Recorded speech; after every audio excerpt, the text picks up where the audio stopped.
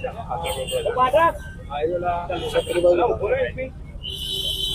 જણ જતા લો લોકો પકડી લેજો પ્રદેશ આપણા એસટી મોરચાના અધ્યક્ષને બોલાવી લો, રાજીનામું આપી દઉં ને વાત કઈ ગયા બંને ગાડી લે ये रेस्ट हाउस बुलाए છે મારે રેસ્ટ હાઉસ નથી જવાનું, એમને કોઈ અહીંયા આવે બોલાવો અહીંયા સાહેબ. મેં ઉઠવાની નથી, બહુ સહન કર્યું આ લોકોનું સાહેબ, અપમાન સહન કરી કરીને આટલા 2 વર્ષથી અમે લોકો સહન કરીએ છીએ. આદિવાસી છે એટલે શું કઈ અપમાન સહન કરવાનું? એમના બાપની જાગીર છે. ભારતીય જનતા પાર્ટીના કાર્યકર્તા છીએ તો કાર્યકર્તા તરીકે અમારે શું સહન કરવાનું?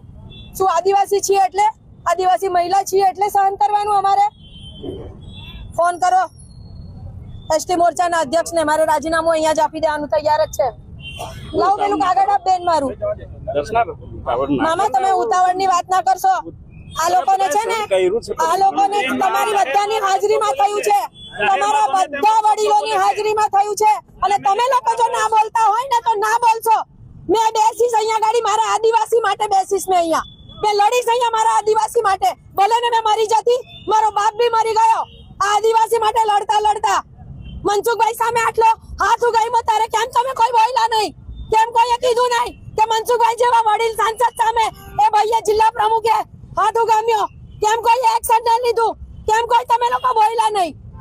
વડીલ છે, 7 ટર્મનો સાંસદ છે, તમે ત્યારે કેમ કોઈ બોલ્યા નહીં? આદિવાસી છીએ એટલે, આદિવાસી છીએ એટલે શું અમારે એમના પગમાં પડીને જીવવાનું છે? આદિવાસી છીએ એટલે શું અમે ગુલામ છીએ? જિલ્લા પ્રમુખ હોય તો એના ઘરનો સભ્યતા હોવી જોઈએ દરેક વ્યક્તિ માટે. એ કોઈ પણ વ્યક્તિ હોય, નાનો હોય કે મોટો વ્યક્તિ હોય, દરેક વ્યક્તિને માટે એને માન સન્માન હોવું જોઈએ, સભ્યતા હોવી જોઈએ.